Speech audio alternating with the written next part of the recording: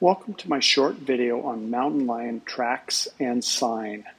My goal is to share a few pointers on learning their tracks and some of the sign they leave for you to discover next time you're in cougar country.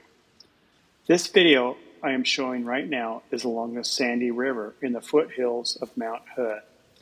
It is very exciting to find tracks or sign of this secretive animal because they're quite elusive. All feline tracks tend to show 4 toes on the front feet and 4 toes on the hind feet.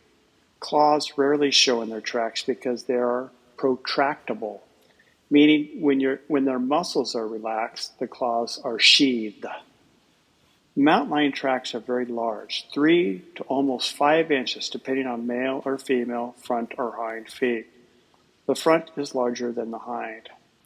Shape is also helpful to look for. Mountain lion front foot track is more round than the hind foot. Mountain lions leave 2 signs that are the most likely you will find: scat and scent mounds.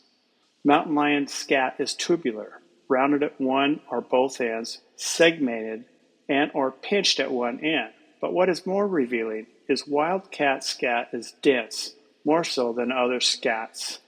So if you poke it with a stick, it is much harder than, say, coyote scat. Check it out sometime. Scrapes are intentional to create a mound for communication purposes, created more often by males than females. I have found scent mounds on the edge of logging roads and under trees.